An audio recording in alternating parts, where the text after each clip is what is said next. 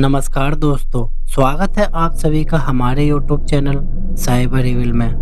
दोस्तों, इस चैनल पर मैं आपके लिए लाता रहता हूँ कुछ दिल दहला देने वाली रहस्यमय भूतिया कहानियाँ। तो चलिए सुनते हैं आज की कहानी को।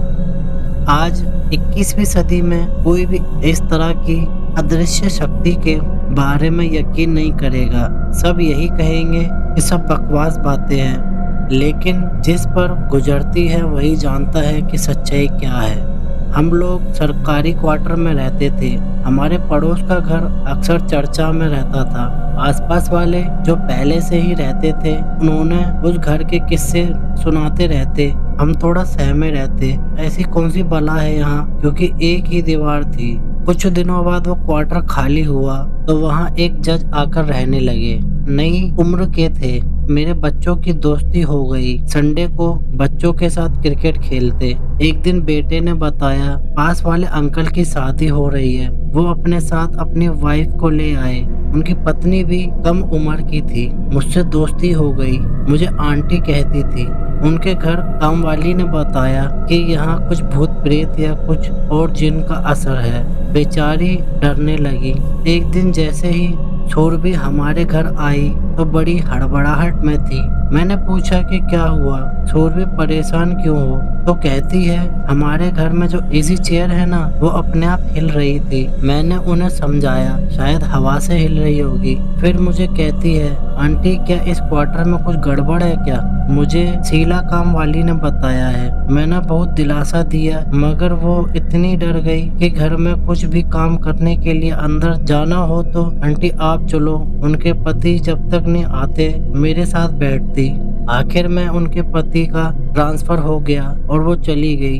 कुछ दिनों बाद मेरे ससुर ने वो क्वार्टर अपने नाम अलॉट करा लिया। अब सबको मालूम था, लेकिन अब ससुर से कौन कहे। दरअसल मेरी बड़ी ननद की शादी थी। मेहमानों की वजह से बड़ा क्वार्टर लिया था। हम सब जॉइंट फैमिली में रहते थे। सास ससुर और भी 2-3 कजन ब्रदर थे। शादी और दूसरे कामों में हमें ध्यान ही नहीं गया। कुछ दिन मेहमानों की गहमा गहमी कम हुई तो लगा कि कभी घर के पंखे कड़कड़ाती सर्दी में फुल स्पीड में चल जाते। बहरहाल मेरी सास अक्सर मुझे भेजकर पंखे बंद करने का कहती। शायद वो पुराने जमाने की थी, जानती थी कि मेरे बहू में कुछ अलग बात है। वहाँ की शैतानी ताकत इसे नुकसान नहीं पहुँचा सकती। बाकी दूसरे घर के मेंबर को भेजती लाइट या पंखे बंद करवाने, तो बहुत डरते और उनके साथ रात में वो शैतानी ताकत परेशान करती। नींद में दबा देते, चीख कर उठ जाते। मैं बहुत निडर थी, बंद कर देती। कभी दरवाजे की कुंडी खुल जाती, हम उसे भी खामोशी से बंद कर लेते। मगर मैंने एक काम हमेशा किया, रोज तिलावत नमाज पढ़ना जारी रखा। कभी भी नहीं डरे। सब उस रब का करम रहा।